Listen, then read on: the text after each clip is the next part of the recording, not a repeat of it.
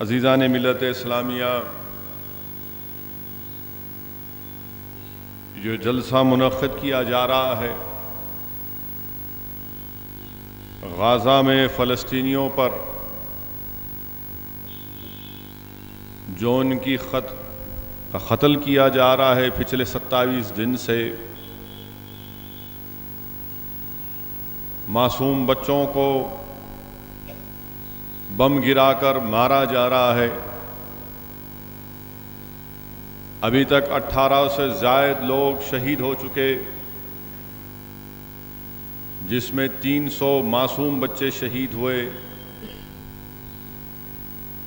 80 مساجد کو شہید کر دیا گیا،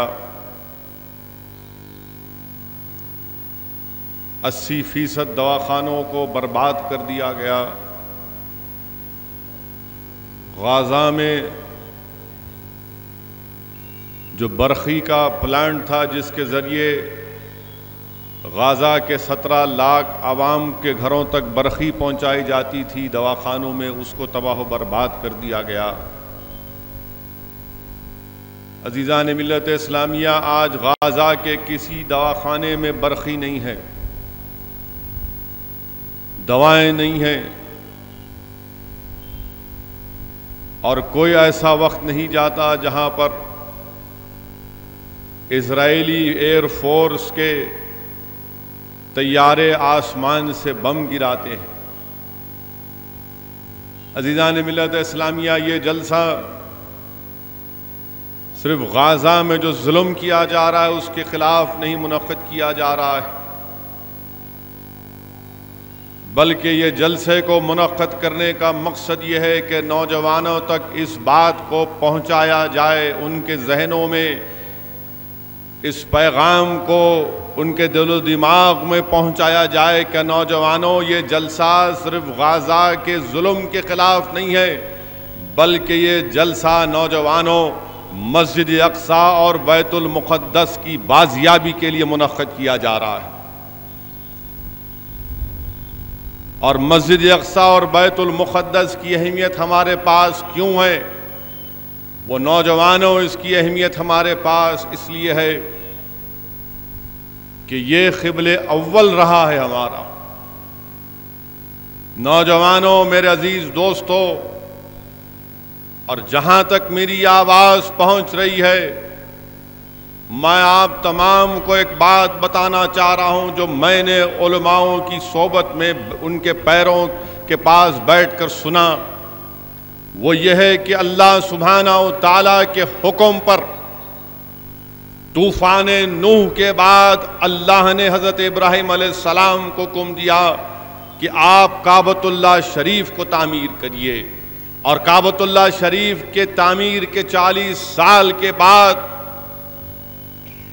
حضرت سلیمان علیہ السلام نے بیت المقدس کی تعمیر کی۔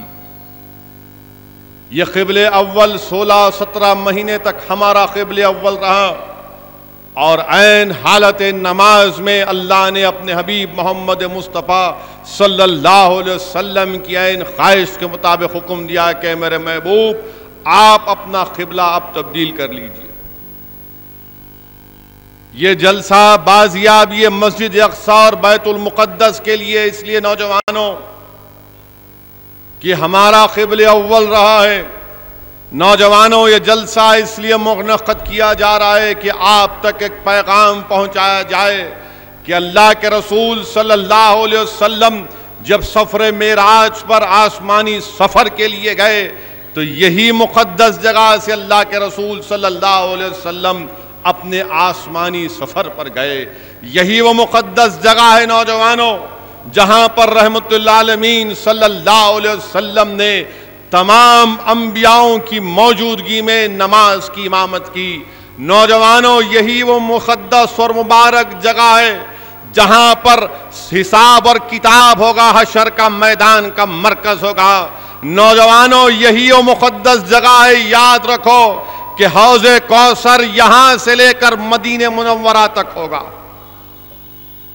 یہی وہ مقدس جگہ ہے نوجوانوں جہاں پر علماء کرام نے ہم کو بتایا کہ قرآن کریم میں اگر 5 مرتبہ برکت کا لفظ استعمال ہوا، بارکنا کا لفظ استعمال ہوا، تو 5ویں مرتبہ علماء کرام نے کہا کہ لفظ مسجد اقصی اور بیت المقدس کے لیے استعمال ہوا، شہر قدس کے لیے استعمال ہوا۔ اس جلسے کو منعقد کرنے کا مقصد یہ ہے نوجوانوں کہ تم تک یہ بات کو پہنچایا جائے کہ یہ سرزمین مبارک اس لیے ہے کیونکہ حضرت داؤد علیہ السلام، حضرت سلیمان علیہ السلام، حضرت عیسیٰ علیہ السلام اور دیگر انبیاء کی بعثت کی سرزمین ہے۔ اس جلسے کو منعقد کرنے کا مقصد یہ ہے کہ تم تک یہ پیغام پہنچایا جائے نوجوانوں کہ حدیث شریف میں آیا کہ اللہ کے رسول صلی اللہ علیہ وسلم نے ارشاد فرمایا کہ کیا خوب جگہ ہے شام، کیا خوب جگہ ہے شام۔ تو صحابہ کرام نے پوچھا یا رسول اللہ صلی اللہ علیہ وسلم بتائیے ہمیں اس کے بارے میں۔ تو رسول اللہ صلی اللہ علیہ وسلم نے ارشاد فرمایا سنو نوجوانوں، ہم اس جلسے کے ذریعے اس ظالم بنیامین نیتنیاہو کو بھی پیغام پہنچانا چاہتے ہیں کہ اگر اسرائیلی حکومت پریشان ہے کہ سارے دنیا کا مسلمان اگر آج غزہ کے مسلمانوں کی تکلیف اور ان کی مصیبت کو اپنے سینوں میں محسوس کر رہا ہے تو اس کے کئی وجوہات ہیں۔ اس کی ایک وجہ یہ ہے کہ رسول اللہ صلی اللہ علیہ وسلم نے فرمایا کہ وہ سرزمین ہے جہاں پر فرشتے اپنے پر بچھائے ہوئے۔ عزیزان ملت اسلامیہ، بزرگان ملت، اس جلسے کو منعقد کرنے کا مقصد یہ ہے کہ آپ تک ایک پیغام پہنچایا جائے کہ یہ وہ سرزمین ہے جہاں پر حضرت ابراہیم علیہ السلام مدفن ہے، یہ وہ سرزمین ہے جہاں پر حضرت موسیٰ علیہ السلام نے دعا کی کہ یا اللہ مجھے اس مقدس اور مبارک سرزمین میں اپنی جگہ ملے۔ یہ وہ سرزمین ہے جہاں پر حساب کتاب دیا جائے گا۔ امام احمد اپنی حدیث شریف لکھ رہے ہیں کہ اللہ کے رسول صلی اللہ علیہ وسلم سے کسی نے پوچھا کہ خود شہر کی اہمیت کیا ہے، تو رحمت اللہ عالمین صلی اللہ علیہ وسلم نے ارشاد فرمایا کہ یہاں پر حساب کتاب کیا جائے گا۔ رسول اللہ صلی اللہ علیہ وسلم نے، طبرانی کی حدیث ہے کہ میرے آقا نے فرمایا کہ میری امت میں ایک گروہ رہے گا جو حق کا طرفداری کرے گا اور دشمن پر ہمیشہ غالب رہے گا اور اس وقت تک لڑتے رہیں گے کہ قیامت آ جائے گی۔ صحابہ نے پوچھا یا رسول اللہ وہ کون سی جگہ ہے؟ تو رسول اللہ صلی اللہ علیہ وسلم نے فرمایا کہ قدس اور اطراف و اطناف کے جو لوگ وہاں پر رہتے ہیں۔ عزیزان ملت اسلامیہ، اسی لیے اس جلسے کو منعقد کرنے کا مقصد یہ ہے، اگر آج کے اس جلسے میں آپ ہم جمع ہوئے ہیں اور اگر ہم اپنے سینوں میں فلسطین، بیت المقدس، مسجد اقصی کے تعلق سے حرارت کو محسوس نہیں کرتے تو مجھے کہنے دیجئے کہ یہ ہمارے ایمان کی کمزوری ہے، یہ ہمارے ایمان کی کمزوری ہے۔ مسجد اقصی، بیت المقدس، فلسطینیوں کی جدوجہد یہ صرف فلسطینیوں کا مسئلہ نہیں ہے، یہ صرف عربوں کا مسئلہ نہیں ہے، یہ پورے عالم اسلام کا مسئلہ ہے۔ یہ ہر اس شخص کے لیے مسئلہ ہے جو انصاف کو پسند کرتا ہے۔ اندازہ لگائیے آپ کہ کیسا ظلم انہوں نے سہا۔ یہ ایسی سرزمین ہے نوجوانوں کہ صحابہ کرام نے اس کو اپنے خون سے سیراب کیا، صحابہ کرام نے اپنے خون سے سرزمین کو سیراب کیا، نور الدین زنگی نے اپنے خون سے سرزمین کو سیراب کیا، صلاح الدین ایوبی اور ان کے ساتھیوں نے اس مبارک سرزمین کو اپنے خون سے سیراب کیا۔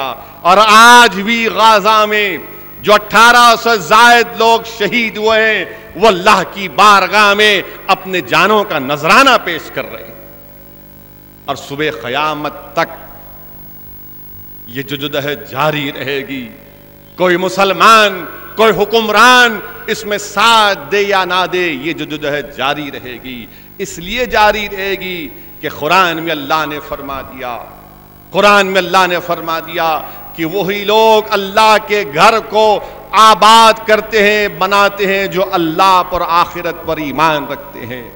تو آج مسجد اقصی کے بلند مینار و دیوار، وہ بیت المقدس کی مبارک سرزمین آج دنیا کے سارے مسلمانوں کو پکار پکار کر آواز دے رہی ہے، ان کے سوئے ہوئے ایمان کو جگانے کی کوشش کر رہی ہے کہ جاگو اٹھو، میں تم کو آواز دے رہی ہوں، کیونکہ قرآن میں اللہ نے فرما دیا کہ وہی لوگ اللہ کے گھر کو آباد کرتے ہیں جو اللہ اور آخرت پر ایمان رکھتے ہیں۔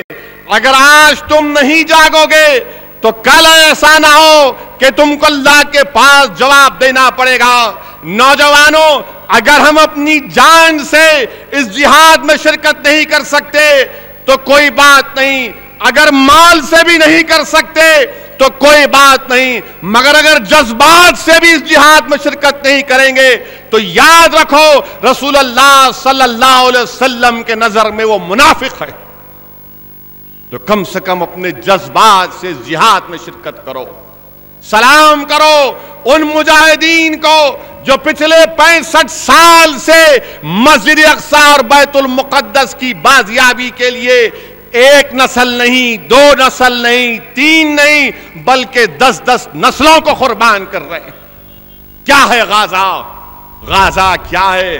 265 اسکوائر کلومیٹر پر ایک کھلی جیل ہے، 17 لاکھ کی آبادی ہے، پانی نہیں آتا، اسرائیل سے پانی آتا، برقی نہیں آتی، اسرائیل سے آتی، دوائیں نہیں آتی، اسرائیل سے آتی، مگر قربان جاؤ ان لوگوں پر کہ وہ لڑ رہے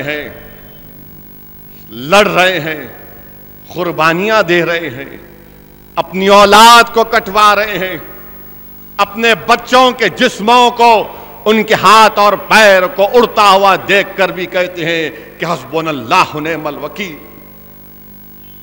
اپنے بچوں کو مرتا ہوا دیکھ کر اپنے ہاتھوں میں ایک باپ اپنے اولاد کی لاش کو اٹھا رہا ہے، آنکھ میں آنسو ہے مگر کہہ رہا ہے کہ جہاد جاری رہے گا۔ نوجوانوں، اگر اس ہمارے علاقے میں 4 گھنٹے کے لیے لائٹ بند ہو جاتی ہے تو 4 گھنٹے میں 50 فون آپ لوگ ایک مقامی MLA کارپوریٹر کو کر دیتے ہیں کہ لائٹ نہیں ہے میرے بھائی، مچھر کاٹ رہے ہیں، لائٹ نہیں ہے، مچھر کاٹ رہے ہیں۔ میں انہی لوگوں سے پیغام دے رہا ہوں، تھوڑی دیر کے لیے آنکھیں بند کر کے تصور کی دنیا میں جاؤ کہ 28 دن سے تمہارے پاس لائٹ نہیں ہے، 28 دن سے تمہارے سر پر چھت نہیں ہے، 28 دن میں تمہارے پورے بچے شہید ہو گئے، 28 دن میں تمہارے دوست احباب مارے گئے، اور پھر بھی اس کے باوجود بھی کہہ رہے ہیں حسبنا اللہ ونعم الوکیل۔ وہ نہیں کہہ رہے ہیں کہ ہماری مدد کرو، وہ یہ نہیں کہہ رہے ہیں کہ اتنے مسلم حکمران ہیں کہ آپ ہماری مدد کرو، وہ کہہ رہے ہیں کہ نہیں، اللہ ہمارے لیے کافی ہے۔ اگر آج یہ لوگ مدد نہیں کریں گے تو کل حشر کے میدان جو وہیں پر ہوگا اس مبارک سرزمین میں، یہ تمام کے تمام رسوا ہوں گے۔ ہم سلام کرتے ہیں ترکی کے اس عظیم وزیر اعظم کو، اردگان کو، اسد الدین اویسی طیب اردگان کو سلام کرتا ہے کہ کم سے کم ایک مرد تو ہے جو ان اسرائیلیوں کی آنکھ میں ڈال کر کہہ رہا ہے کہ تم ظالم ہو۔ ہم سلام کرتے ہیں ترکی کے وزیر اعظم کو کہ کم سے کم اس میں تو غیرت ہے کہ وہ تڑپ کو، تکلیف کو محسوس کر رہا ہے۔ جو لوگ تکلیف کو محسوس نہیں کر رہے، یاد رکھو یہی مبارک سرزمین پر حشر کا میدان ہوگا، یہ دنیا ختم ہوگی۔ یاد رکھو تمہارے محلات، تمہاری دولت، تمہارا تیل اس وقت کچھ کام میں آنے والا نہیں، کچھ کام میں آنے والا نہیں ہے۔ اس دن نہ تمہارا یہ امریکہ کے سفارش کر سکے گا، اس دن یہ معصوم بچے آئیں گے جو 4 5 سال کے بچوں کو، جو آج اسرائیلی حکومت بم ڈال کر ان کے سروں کو میں ختم کر رہی ہے، ان کی آنتیں نکل رہی ہیں، ارے ہوش کے ناخن لو، کل یہی بچے آ کر کہیں گے اللہ میرا بدلہ دے دو۔ تم کل کیا جواب دو؟ عزیزان ملت اسلامیہ، اسی لیے جلسے کو منعقد کرنے کا مقصد یہ ہے کہ آج ہمارے دلوں میں ایک حرارت پیدا ہو، ہم حرکت کریں، ہم زندہ ہیں، ہم مردار نہیں ہیں، ہم یہاں سے وہاں نہیں جا سکتے، مگر کم سے کم ہم اپنا یہاں پر جمع ہونا ان تک ایک پیغام تو پہنچا سکتے ہیں کہ تم اکیلے نہیں ہو۔ اور کون لوگ ہیں وہ جو مسجد اقصی اور بیت المقدس کی مبارک سرزمین پر ظالموں سے جہاد کر رہے ہیں؟ وہ کیا کہتے ہیں؟ ان کی سوچ کیا ہے؟ وہ کہتے ہیں کہ اللہ ہمارا مقصد ہے، اللہ ہمارا مقصد ہے، رسول ہمارا اسوہ ہے، قرآن ہمارا دستور ہے، جہاد ہمارا راستہ ہے، اور اللہ کی راہ میں قربان ہونا یہ ہماری زندگی کا مقصد ہے۔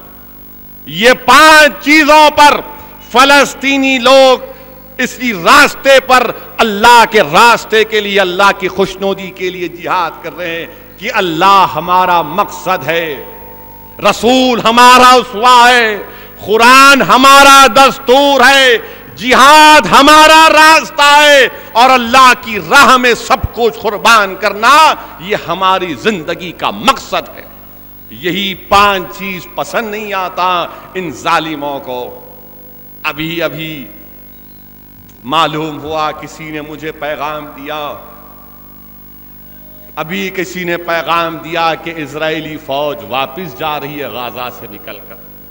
بنجامن نتنیاہو، تم بھول گئے کیا 1948 میں تمہاری اسرائیلی فوجوں نے عربوں کے گاؤں کو نیست و نابود کیا، قتل و غارت کی؟ ہم نہیں بھولے اس کو۔ صبرا اور شتیلا میں ہم کو مار دیا گیا۔ یہی اسرائیل کی فوج 17,000 لیبنیز کو ختم کیا جب لبنان میں داخل ہوئے۔ کیا ہم بھول گئے کہ 2008 اور 2009 میں غزہ پر حملہ ہوا، اس مسجد پر بم گرایا گیا تھا، اس اسکول پر بم گرایا گیا تھا؟ خود ساؤتھ افریقہ کے ایک مشہور جورسٹ وکیل نے، قانون دان گولڈ سٹون جس کا نام تھا، اس نے اپنی رپورٹ میں کہا تھا کہ 2008 اور 2009 میں اسرائیل نے غزہ کے اوپر فاسفورس بام، کیمیکل بام گرائے۔ کیا ہوا؟ گولڈ سٹون نے کہا تھا کہ انٹرنیشنل کورٹ آف جسٹس میں مقدمہ چلایا جائے، مگر کوئی مقدمہ نہیں چلا۔ دنیا یاد رکھو، جنہوں نے ابھی صحیح کہا مسعود حسین مجتہدی صاحب نے، جو لوگ کتے اور بلیوں کے حقوق کی بات کرتے ہیں، ہم ان سے بھی سوال کر رہے ہیں کہ ملیشین ایئر لائنز کا پلین یوکرین میں گر گیا تو ساری دنیا میں طوفان اٹھ گیا کہ 400 لوگوں کی لاشیں زمین پر پڑی ہوئی ہیں، 400 لوگوں کی لاشیں زمین پر پڑی ہوئی ہیں۔ کیا کر رہا ہے رشیا؟ کیا ان لوگوں کی عزت نہیں ہے؟ کیا کر رہا ہے رشیا؟ اور ساری دنیا ٹوٹ پڑی کہ نہیں؟ کم سے کم ان لاشوں کو ان کے عزیز و اقارب کے حوالے کیا جائے، ان لاشوں کے اوپر کپڑا ڈالا جائے۔ وہ لاشیں زیر آسمان پڑی ہوئی ہیں، ساری دنیا نے طوفان مچا دیا۔ ہے تمہاری محبت، کیا محبت تمہاری کہ تم مرتے تو تمہاری لاشوں کی اہمیت اور ہمارے بچوں کے سروں سے، سینوں سے، پیٹوں سے، ہاتھوں کو کاٹ دیا جا رہا، اتڑیاں نکل جانی، 300 بچے مارے گئے، دواخانوں پر بم گرایا جا رہا، اور دنیا خاموش ہے۔ خاموش رہو، یاد رکھو یہ طوفان اور بربادی کے آنے سے پہلے کی خاموشی ہے۔ یہ جو آج بربریت کے مظاہر دنیا دیکھ رہی ہے، یہی دنیا کو ایک بڑی قیمت چکانا پڑے گا، بڑی قیمت چکانا پڑے گا۔ جب قیمت چکانے کا وقت آئے گا، یاد رکھو، جب تم نہیں کہہ سکتے کہ یہ کیا ہو رہا، جب تمہارے لاشوں کی عزت ہے تو ہماری جانوں کی قیمت نہیں ہے، ہماری جانوں کی قیمت نہیں ہے۔ اور سن لو دنیا والو، مشکات شریف کی حدیث ہے کہ میرے آقا نے فرمایا کہ مسجد امیت کے پیچھے حضرت عیسیٰ علیہ السلام آئیں گے اور ہم اپنا جھنڈا مسجد اقصی پر لہرائیں گے، ہم لہرائیں گے مسجد اقصی پر ہمارا جھنڈا۔ ارے تم 1800 کو مارے، تم 18 لاکھ کو بھی تم مار دو گے، تم ختم ہونے والے نہیں ہیں۔ یاد رکھو، جو قوم، جو لوگ اللہ کے لیے کٹ جاتے وہ ختم نہیں ہوتے، وہ ختم نہیں ہوتے، وہ زندہ رہتے۔ ہم زندہ قوم ہے، جب تک ہم زندہ ہے دنیا زندہ ہے، جب ہم ہی نہیں تو دنیا بھی نہیں۔ یہ دنیا کی بہار ہم سے ہے، اگر ہم ہی نہیں تو پھر بہار بھی نہیں۔ عزیزان ملت اسلامیہ، ہم کو سلام کرنا چاہیے ان بہادر مجاہدین کو جو آج لڑ رہے ہیں، جو آج سب کچھ اپنا قربان کر رہے ہیں۔ اور کسی غازہ کے ایک چھوٹے سے بچے نے بڑا اچھا پیغام دیا سارے دنیا کے مسلمانوں کو۔ اس بچے نے کہا کہ اب تک تو ہم سمجھتے تھے کہ اسرائیل غازہ پر قابض ہے، مگر اب معلوم ہوا کہ اسرائیل مسلم ممالک پر بھی قابض ہے، اور اب معلوم ہوا۔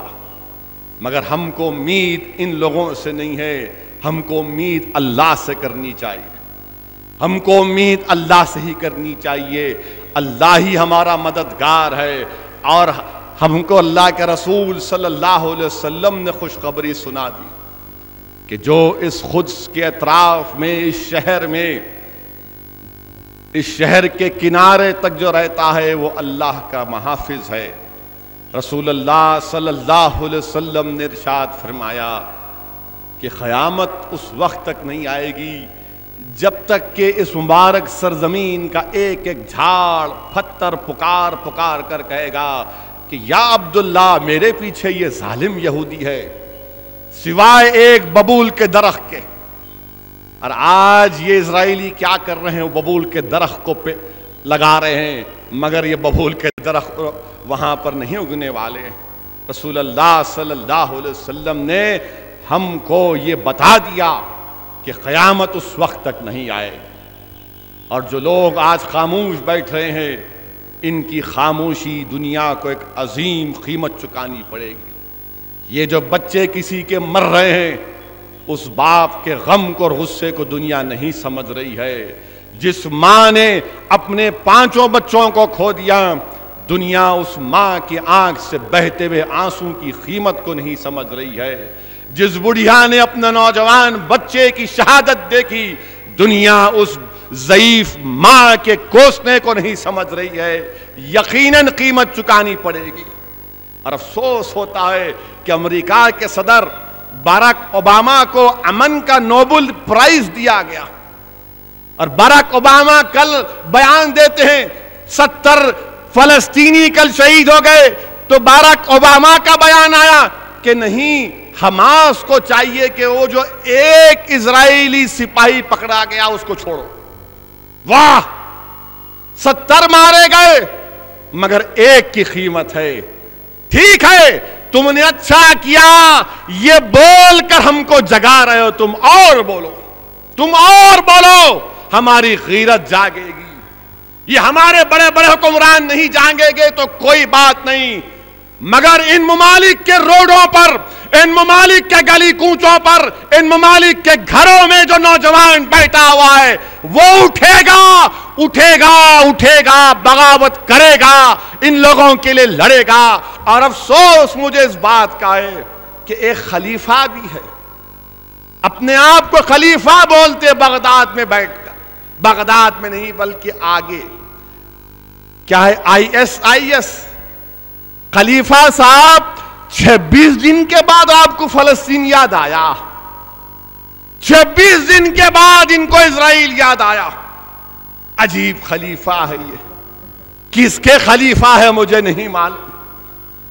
عزیزان ملت اسلامیہ، آج ہم کو اس تمام تباہی اور بربادی سے ایک پیغام ہم کو مل رہا ہے۔ غازہ کی سرزمین سے مرنے والے مائیں، بیوہ ہونے والی ہماری بہنیں، یتیم ہونے والے بچے، نوجوان جو اپنے بھائی کو کھوئے، ہم تمام کو پکار کر کہہ رہے ہیں کہ سرزمین دکن اور ہندوستان پر بسنے والے مسلمانوں، نفاق مت پیدا ہونے دو اپنی صفوں میں، نفاق مت پیدا ہونے دو اپنی صفوں میں، تم خانوں میں مت بٹ جاؤ۔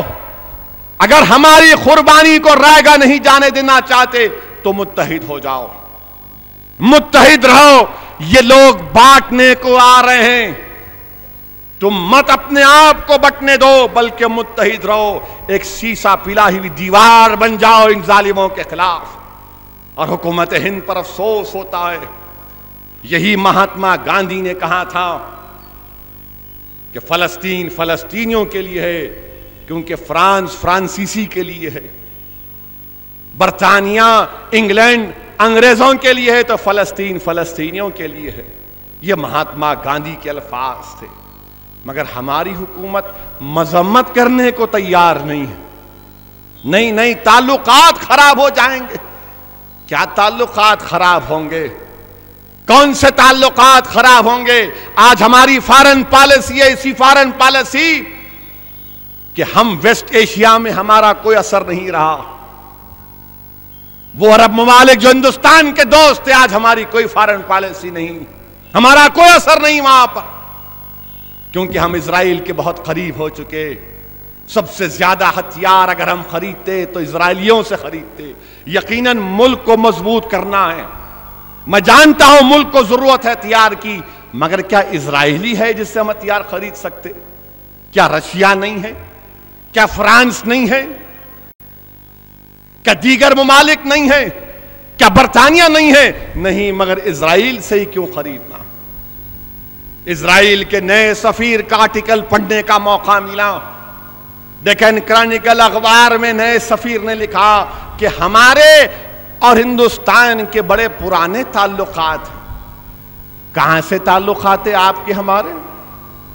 وہ منہوس نرسمہا راؤ سفارتی تعلقات پیدا کیا، اس سے پہلے ہمارے آپ کے کہاں تعلقات؟ کون سے تعلقات؟ جیسا کہ آج ہم نے ریزولوشن پاس کیا جس کو آپ نے نعرے تکبیر کے نعروں میں اس کو پاس کیا۔ ہندوستان کی حکومت کو چاہیے کہ وہ اپنے سفارتی تعلقات ختم کرے اسرائیل سے۔ یہ ٹھیک نہیں ہے، یہ کسی کے نہیں ہو سکتے۔ ارے ہندوستان کے وزیر اعظم، ہم تم کو بتانا چاہتے ہیں، اگر تم سمجھو تو سمجھو، نہیں سمجھو تو پرواہ نہیں۔ یہ لوگ وہ ہیں جنہوں نے انبیاء کا قتل کیا۔ یہ زمین پر اللہ کے باغی ہیں، کسی کے نہیں ہو سکتے۔ ہندوستان کی ہماری حکومت سے مطالبہ ہے کہ ان سے سفارتی تعلقات کو ختم کریں۔ ہندوستان چلی کو دیکھیں، دیگر ممالک نے اپنے تعلقات کو ختم کیا۔ اور پھر یہ اسرائیل کے ایمبیسیڈر کا بیان کہ ہمارے تاریخی تعلقات ہیں۔ کیا اسرائیل کے ایمبیسیڈر کا بھی تعلق آر ایس ایس سے ہے کیا؟ آر ایس ایس کے لوگ کتاب لکھ دیے، گجرات میں کتاب پڑھائی جا رہی ہے، ایک بترا نامی صاحب ہیں، وہ کتاب لکھے، کیا لکھے کتاب میں؟ ہندوستان کے صدر جمہوریہ کو کوٹ کر دیے کہ ہمارے ایک سابقہ صدر جمہوریہ نے کہا کہ اللہ جب خدا جب روٹی بنا رہا تھا، خدا جب روٹی بنا رہا تھا تو جلدی بنا دیا تو گورے پیدا ہو گئے، خدا جب روٹی زیادہ پکا دیا تو نیگرو پیدا ہو گئے، خدا جب اچھی روٹی بنایا تو ہندوستانی پیدا ہو۔ ارے ہم کو روٹی سے کہیں کو ملا رہے بھائی؟ یہ آر ایس ایس والے بول رہے روٹی بنائے کہتے ہوں، اور پھر یہ بول رہے کیا بول رہے وہ کہ جس زمانے میں مہابھارت ہو رہی تھی اس وقت ٹی وی تھا کہتے۔ میں نہیں بول رہا ہوں، ورنہ ہیٹ سپیچ میں بک کرتے میرے کو آپ کیا بول رہے؟ اگر عبد الرحیم خوئی صاحب اجازت دیں تو یہ 1 لاکھ 2 لاکھ سال پرانا ہوگا، اگر ہے صحیح 2-3 لاکھ پرانا سال بول رہے۔ اس زمانے میں ٹی وی تھا نہیں معلوم تھا، ایپل کا سیل فون بھی تھا ہوگا، سیمسنگ کا بھی تھا ہوگا، نوکیا بھی تھا ہوگا، بلیک بری بھی تھا ہوگا، انٹرنیٹ بھی تھا ہوگا، وائی فائی بھی تھا ہوگا۔ سب آپ کی دین ہے، سب بیکار ہے، آپ ہی بنائے نا۔ یہ میں نے کتاب میں پڑھا رہے، کتاب میں پڑھا رہے۔ اور سٹیم سیل ریسرچ اس زمانے میں ہوئی کرتے، ماشاءاللہ یہی پڑھ کے آئے شاید وزیر اعظم صاحب. کتاب میں لکھے, میں نہیں بول رہا ہوں, میرے پہ ہیٹ سپیچ نہیں بک کر سکتے آپ, میرے پہ مقدمہ عائد نہیں کر سکتے باپ, میں آپ کے الفاظ دہرا رہا ہوں. دنیا کی تاریخ 2000 3000 4000 سال تک بتا سکتے, اس سے آگے نہیں جا سکتے. آپ بول رہے جس زمانے میں مہابھارت ہو رہی تھی ہم ٹی وی نکالے, ہوں گا بھائی, ہم کیا بول سکتے. اچھا گاڑی بھی اسی وقت نکلی کرتے, یہ میں نہیں بول رہا ہوں, ہنسنے کی بات نہیں ہے, کتاب میں گاڑی بھی نہیں نکالے کرتے. واہ, یہ نہیں معلوم تھا میرے کو. میرے کو اتنا معلوم کہ آدم علیہ السلام یہاں پر آئے اس لیے ہمارے باپ کا ملک ہے یہ, مگر یہ نیا معلوم ہو رہا. تو انہوں بولے, انہیں یہ پورے مل کے بول رہے داڑھی والے باپ کا ملک باپ کا ملک, تو انہوں بولے ہم ٹی وی نکالے, ہم سیل فون نکالے, ہم گاڑی نکالے, روٹی بناتے بناتے بن گئے. کیا بات ہے, کیا پڑھایا جا رہا ہے اس ملک میں.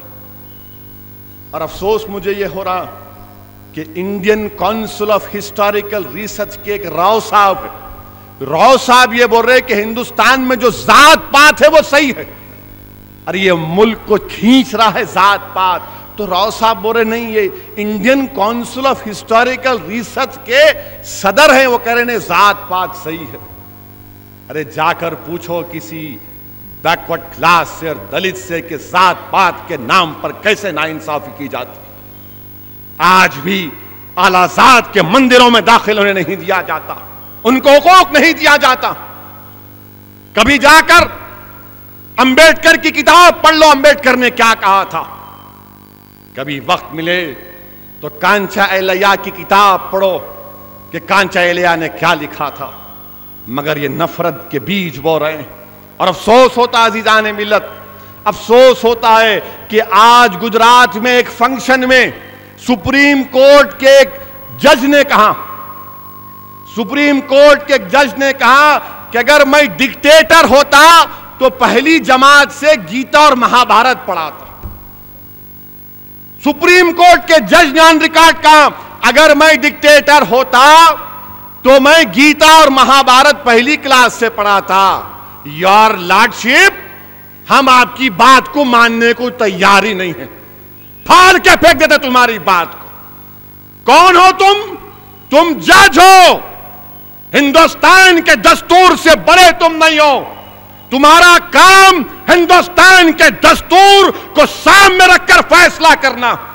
اگر میں ڈکٹیٹر ہوتا تو یہ جمہوریت کی توہین ہے, جس جمہوریت نے, جس کانسٹیٹیوشن نے جج صاحب تم کو جج کی سیٹ پر بٹھایا, اور آپ فرماتے ہیں میں ڈکٹیٹر ہوتا. کتنے ڈکٹیٹر کیا کرے. پاکستان تباہ ہو گیا ڈکٹیٹر کی وجہ سے, بنگلہ دیش کمزور ہے ڈکٹیٹر کی وجہ سے, نیپال کمزور ہے جمہوریت نہیں ہونے کی وجہ سے, سری لنکا کمزور ہے. کیا جج صاحب آپ بول رہے اگر میں ڈکٹیٹر ہوتا تو مہابھارت اور گیتا کو پڑھا دیتا. واہ, انصاف کی کرسی پر بیٹھنے والے اس طرح کی بات اگر کریں گے تو ہندوستان کے دستور کا کیا ہوگا. ہندوستان کا دستور کا پریامبل پکار کر کہہ رہا ہے جج صاحب, جس پر آپ اور میں نے حلف لیا, میں نے اللہ کے نام پر لیا کہ دستور یہ کہہ رہا ہے, دستور کا پریامبل یہ کہہ رہا ہے کہ سیکولرزم, پلورلزم یہ ہندوستان کا دستور. اگر میں ڈکٹیٹر ہوتا, افسوس ہوتا ہے مجھے. ہاں میں جانتا ہوں میری اس تقریر کے بعد خاکی چڈی پہننے والے, خاکی چڈی کا مزاج رکھنے والے, وہ لٹ پھرانے والوں کو بڑی تکلیف ہوگی. ہو تم کو تکلیف, مگر میں حق بیان کر رہا ہوں. یہ بات سپریم کورٹ کے جج کو نہیں کہنی چاہیے. وہ ہرگز یہ نہیں کہہ سکتے کہ یہ میری ذاتی رائے ہے. نہیں, آپ کی ذاتی رائے نہیں ہے. آپ کو اس فنکشن میں اس لیے بلایا گیا تھا کیونکہ آپ سپریم کورٹ کے جج ہیں. آپ سپریم کورٹ کے جج ہیں. نہیں پڑھایا جا سکتا یہ تو میں ہمارے تمام بیکورڈ کلاس کے ہمارے دلت بھائیوں سے اور سیکولر ذہن رکھنے والے ہندو بھائیوں سے میں اپیل کر رہا ہوں کہ آپ مقابلہ کرو ان لوگوں سے. آپ ہم کو غصہ کرتے نا. یہ کیا بات ہے؟ یہ کون سا جملہ ہے کہ میں ڈکٹیٹر ہوتا تو پہلی جماعت میں گیتا اور مہابھارت کو پڑھا دیتا. ہم نہیں پڑھیں گے. اگر کوئی ڈکٹیٹر بن بھی جائے گا تو نہیں پڑھوں گا. میں کسی کی ماں نہیں جنی مجھے روکنے سے. میں نہیں پڑھوں گا. میں ہندوستان کا کانسٹیٹیوشن پڑھوں گا. جو مجھے کہیں گے کہ گیتا مہابھارت پڑھو میں بولوں گا نہیں پڑھوں گا. تم کیا کر لو گے کرو مجھ پر. ہندوستان میرا ہے. ہندوستان ہندو ملک نہیں ہے. ہندوستان ایک سیکولر ملک تھا, ہے اور رہے گا انشاءاللہ تعالی. آپ یہ کوشش کر رہے ہیں کہ اس کو 2024 تک ہندو راشٹر بنا دیا جائے, کیونکہ 2024 میں آر ایس ایس کی پیدائش کے 100 سال مکمل ہو جائیں گے. نہیں ہوگا. مجھے پورا بھروسہ ہے میرے ملک کے ہندو بھائیوں پر کہ وہ اس سازش میں ان کو روکیں گے. وہ سازش میں ان کو روکیں گے. جو بڑی میجارٹی لا لیے, 280 لا لیے, یہ مت سمجھو کہ ملک ہندو راشٹر ہو جائے گا. ہم روکیں گے. ہم مقابلہ کریں گے. ہر جمہوری انداز میں قانون کے دائرے میں رہ کر مقابلہ ہوگا. اور جو لوگ آج ملک میں فرقہ پرستی کے ماحول کو برپا کر رہے ہیں, سہارنپور میں لوگ کرفیو میں تڑپ رہے ہیں. کیا کر رہے ہیں وہاں پر؟ جناب اعظم خان, جناب ملائم سنگھ جو بڑے فخر سے کہتے کہ میں مولانا ملائم سنگھ ہوں, ہماری تقریر کے الفاظ پر تکلیف پہنچتی ہے. میں پوچھنا چاہتا ہوں اعظم خان اور ملائم سنگھ یادو سے, سماجوادی پارٹی سے, یہ آؤٹ لک میگزین کا شمارہ میرے سامنے ہے 4 اگست کا. میں سوال کر رہا ہوں, اتر پردیش کی اسمبلی میں جو 40 مسلم ایم ایل ایز ہیں سماجوادی پارٹی سے, میں تم سے ان ہماری 6 بہنوں کی طرف سے سوال کر رہا ہوں جن کے ظلم کی داستان آؤٹ لک میگزین میں لکھی گئی, جس میں ہماری ایک بہن جس کی ایج 48 ایئرز ہے, ملائم سنگھ, جو کہتی ہے کہ تیسرا آدمی مجھے میری عزت لوٹتے وقت میں بے ہوش ہو گئی. جو کہہ رہی ہے کہ مظفر نگر میں جب تیسرے آدمی نے میری عزت لوٹ رہا تھا میں بے ہوش ہو گئی. آج وہ انصاف کا مطالبہ کر رہی ہے. صرف 5 لاکھ روپئے دیے گئے, اب تک نہ چارج شیٹ ڈالی گئی, نہ کسی کو گرفتار کیا گیا. ملائم سنگھ اور اعظم خان, تم نہیں چاہتے کہ میں اتر پردیش کو آؤں, تم مجھے روک نہیں سکو گے انشاءاللہ تعالی. میں دیوانوں کی طرح اتر پردیش کے گلی کوچوں میں جاؤں گا. مجھے الیکشن کی کامیابی ناکامی کی فکر نہیں ہے. اعظم خان, ملائم سنگھ, ایک دیوانہ کافی ہے تمہارے لیے, یاد رکھو. اتر پردیش کے گلی کوچوں میں جا کر ان بچیوں کے انصاف کا مطالبہ کروں گا میں. کیا کہہ رہی ہے ایک بچی؟ فگانا ضلع گاؤں کی 40 سالہ ہماری ایک بہن, 4 لوگوں نے عزت لوٹی. یہ ہماری بہن کہہ رہی ہے کہ میرے نازک حصوں میں راکھ کو ڈالا گیا اور جب خون نکل رہا تھا تو اس کو دیکھ کر خوش ہو رہے تھے شیطان. اور وہ کہہ رہی ہے کہ میں انصاف کے لیے لڑ رہی ہوں. اب تک کوئی چارج شیٹ نہیں ڈالے, نہ گرفتاری ہو. کہاں گئی تمہاری غیرت؟ کہاں گئی تمہاری انسانیت؟ 30 سالہ ہماری ایک بہن لنکویل گاؤں کی, وہ کیا کہہ رہی ہے کہ میں اپنے شوہر کے ساتھ تھی, جب یہ ظالم لوگ میرے گھر میں گھسے تو میرا شوہر بھاگ گیا اور میری عزت لوٹ لی گئی. میری عزت لوٹ لی گئی. کیونکہ میں بڑی تیز اور مزاحیہ گفتگو کرتی تھی، مگر اس کے بعد میری زبان خاموش ہو گئی، اس کے بعد میری زبان خاموش ہو گئی۔ سنو ملائم سنگھ، اگر تمہارے کانوں میں میری آواز جاتی ہے کہ ایک اور ہماری بہن جو 50 سال کی ہے، جس کی عزت لوٹنے والوں کا نام کہا کہ اجیت سنگھ، وید پال، سچن، یوگیش نے کہہ رہے تھے کہ بڑی مسالے دار ہے، اس کی عزت لوٹو، اور جو انویسٹیگیشن آفیسر تھی مالا یادو، اس نے آ کر کیا کہا؟ لوگوں سے آ کر پوچھا کہ جب اس کی عزت لوٹ رہے تھے کوئی دیکھے اس کو؟ ارے مالا یادو، کیا انصاف ہے؟ ایک عورت اگر کہہ رہے کہ میری عزت لوٹی، نام دے رہی ہے، مگر یہ مالا یادو کہتی ہے کہ ایسا ہوا۔ اب اس کے بچے تک اپنی ماں سے کہتے ہیں کہ اماں اب تو گھر سے باہر مت نکل۔